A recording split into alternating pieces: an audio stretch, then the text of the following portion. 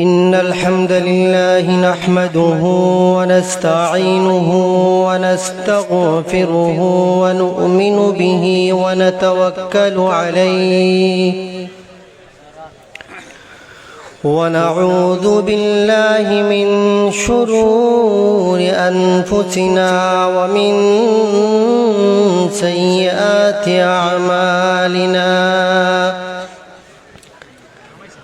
من يهد الله فلا مضل له ومن يضلله فلا هادي له ونشهد أن سيدنا ومولانا محمدا عبده ورسوله أما بعد فأعوذ بالله من الشيطان الرجيم بسم الله الرحمن الرحيم يا أيها الذين آمنوا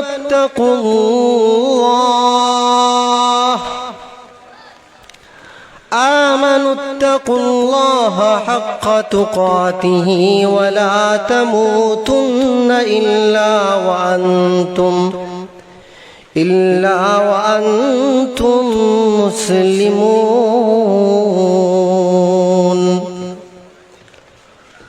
بارك الله لنا ولكم في القرآن العظيم ونفعنا وإياكم بالآيات والذكر الحكيم اللهم صل على محمد وعلى آل محمد كما صليت على إبراهيم وعلى آل إبراهيم إنك حميد مجيد اللهم بارك على محمد وعلى آل محمد كما باركت على إبراهيم وعلى آل إبراهيم إنك حميد مجيد واجب الاحترام हज़रत हाज़िरान मजलिस আল্লাহ পাক রব্বুল আলামিনের অসংখ্য অগণিত শুকরিয়া আদায় করি যে মহান রব্বুল আলামিন আমাদেরকে নির্বাচিত করে যাচাই বাছাই করে আজকের এই মহতি মাহফিলে আসার বসার আমলের নিয়তে কিছু কথা বলার এবং শোনার তৌফিক দান করেছেন এই জন্য সকলে একবার কালিমাতুশ শুকর আদায় করে বলি আলহামদুলিল্লাহ। আবহাওয়া আমাদের অনুকূলে না হওয়ার কারণে আমরা মনক্ষুণ্ণ হওয়ার কোনো সুযোগ নেই, কারণ আমাদের জীবনের পরিকল্পনা নিখুঁতভাবে একমাত্র মহান রব্বুল আলামিন পরিচালনা করেন। কুতিবা আলাইকুমুল কিতাল ওয়া হুয়া কুরহুল লাকুম। জিহাদ সম্পর্কে বলতেছেন, যদিও জিহাদ তোমাদের জন্য ফরজ করা হয়েছে, কিন্তু জিহাদ তোমাদের কাছে নাপছন্দ। এইরকম আমাদের কাছে আজকে আমরা ভাবতে পারি যে তো একটা গুরুত্বপূর্ণ মাহফিলের দিন, বৃষ্টি আসছে, মন ছোট করার কোনো সুযোগ নাই। আল্লাহ পাক রব্বুল আলামিন জানেন এর মধ্যে কি যে ভালো রেখেছেন আমাদের জন্য। সবই আল্লাহ পাক রব্বুল আলামিনের হুকুমে হয়। যাই হোক, আমি আপনাদের সামনে পবিত্র কালামুল্লাহ থেকে একখানা আয়াতে কারিমা তিলাওয়াত করতেছি। يا أيها الذين آمنوا اتقوا الله حق تقاته ولا تموتن ইল্লা ওয়া আনতুম মুসলিমুন। এই আয়াতে কারিমার মধ্যে আল্লাহ পাক রব্বুল আলামিন মুমিনদেরকে সম্বোধন করে বলতেছেন, হে ঈমানদারগণ, ইত্তাকুল্লাহ, আল্লাহকে ভয় করো। প্রশ্ন জাগতে পারে আল্লাহকে কিভাবে ভয় করব?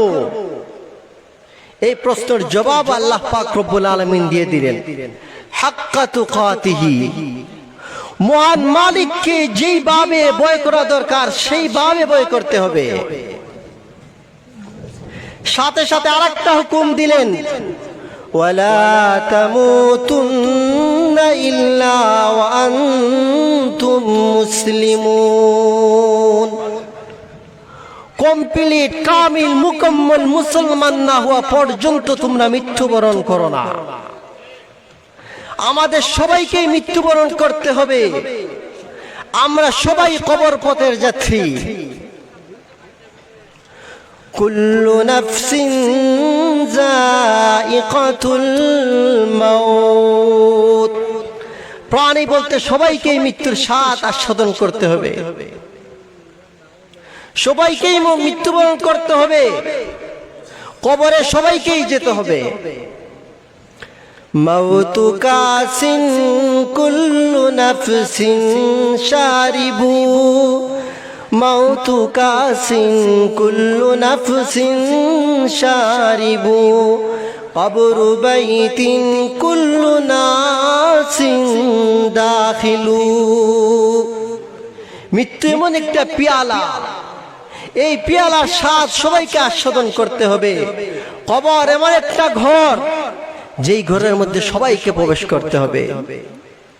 এই পৃথিবীর মধ্যে আমরা ভোগ বিলাসের জন্য আসি নাই। আল্লাহ পাক রব্বুল আলামিন আমাদেরকে অনর্থক সৃষ্টি করেন নাই। মহান রব্বুল আলামিনের একটা উদ্দেশ্য আছে।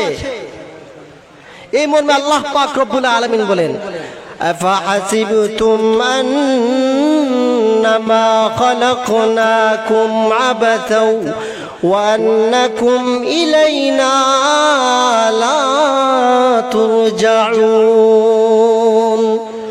তোমরা কি ধারণা করো মহান রব্বুল আলামিন তোমাদেরকে এমনি এমনি সৃষ্টি করেছেন, অনর্থক ভাবে সৃষ্টি করেছেন? না, কখনো না। মহান রব্বুল আলামিনের দরবারে সবাইকে হাজিরা দিতে হবে।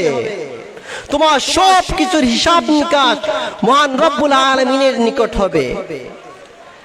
आइश इशरत के लिए ये दुनिया नहीं, आइश इशरत के लिए ये दुनिया नहीं, याद रखो तू बंदा है मेहमान नहीं। বুক বিলাসের জন্য এই জীবন তোমার না, তোমার এই জীবন মহান মালিকের হুকুম মানার জন্য। তুমি জেনে রাখো, যেই দুনিয়া নিয়ে, যে দুনিয়ার অট্টালিকা জমি জমা ধন দৌলত নিয়ে তুমি অহংকার আর ফখর করো, জেনে রাখো এই দুনিয়াও একদিন থাকবে না। ये चमन सहरा भी होगा, ये खबर बुलबुल को दो, ताकि अपनी जिंदगी को सोच कर कुर्बान करे। এই বুলবুলকে তুমি মেসেজ পৌঁছাও, তুমি এত নেচে হেলে দিলে দুলে নৃত্য পরিবেশন করতেছো, তুমি জেনে রাখো একদিন তোমার এই বাগানও থাকবে না, বাগান বিলীন হয়ে যাবে। আমরা সবাই যেই দিনে আমাদের মায়ের গর্ভ থেকে জন্মগ্রহণ করেছি, ভূমিষ্ঠ হয়েছি, সেই দিন থেকেই আমরা কবর পথের যাত্রী। আমাদের পা কবরের দিকে যাচ্ছে, আর আমরা দুনিয়ার এই ধন দৌলত অট্টালিকা বিল্ডিং এইগুলার পিছনে আমরা দৌড়াইতেছি। কদম সুয়ে মরকদ নজর সুয়ে দুনিয়া, কদম সুয়ে মরকদ নজর সুয়ে দুনিয়া, किधर